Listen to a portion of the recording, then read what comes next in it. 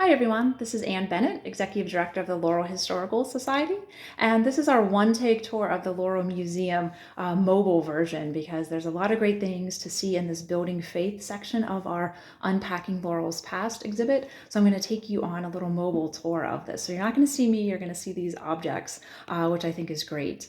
So the idea behind the Building Faith exhibits was that there has been always this great foundation of faith-based congregations and expressions of personal faith as well throughout the history of Laurel, even before incorporation in 1870. So some of the historic churches along Main Street in the area, the First United Methodist Church, St. Mary of the Mills, Catholic Church, and St. Philip's Episcopal Church are all really early, dating out from the very early 1840s. And then we just see the explosion of growth of different forms of faith and different religious groups since then.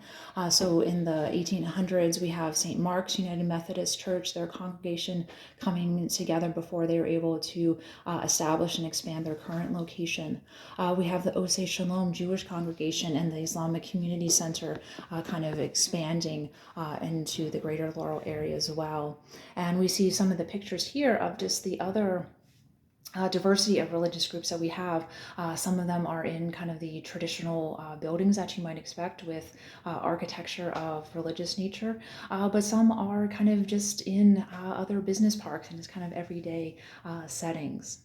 And so I'm going to take you on a tour here and show you some of the other items that we have on display in the case here. And this is a really good example of things that blends the public expressions of faith through the congregations that we talked about. So we have St. Mark's, United Methodist Church, the Oseh Shalom, United Methodist Church in the back, the Islamic Community Center. These are all programs and booklets. St. Mary of the Mills, Sesquicentennial booklet, history there. So we have all these great publications and things that we're able to document in our collection from the outward public-facing side of these religious communities. But what's also great in our collection is that we have some individual or private expressions of faith. So for instance, we have the Stations of the Cross and the Rosary, which are meant as more personal devotions or kind of smaller gatherings of people.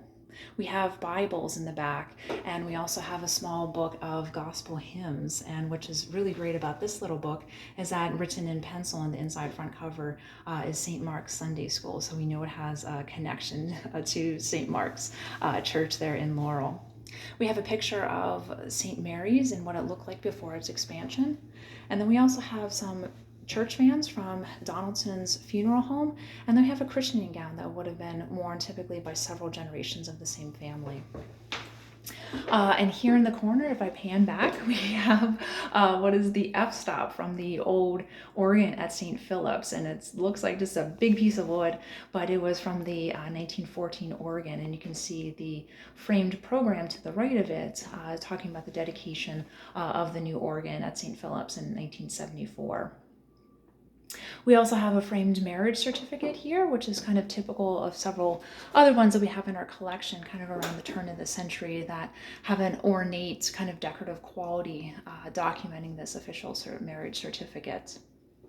The framed items that we have here are on loan to us from the Knights of Columbus Patuxent Council, which is associated with St. Mary's of the Mill Catholic Church. And this is the sword in its scabbard and a baldric or sash that was worn by the second Grand Knight of the Council from 1923 to 1924.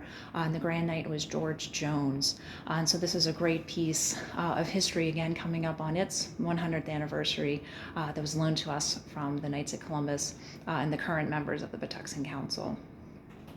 And if I shift the camera here, you're going to see probably one of the biggest, best, and kind of craziest items in our collection. And this is a pump organ. It dates from about 1923. And so this is not what you would see in a typical church setting. That would be more typical of the big pipe organ that we saw with the f-stop. But this is a pump organ. And if I go and try to play it right now, you'll hear nothing come out of it because the air comes through kind of the billows and the pumps, and you would need to press the pedals down there to get that air circulating in the organ for the sound to come out. So that's kind of one of the best pieces and biggest in our collection, and very fun because some of our volunteers are able to play it for us, and it's nice to have a piece of that almost literally come to life and hear some of the old hymns that were played. So I hope you enjoyed your tour of the Building Faith in Laurel section of our Unpacking the Past exhibit.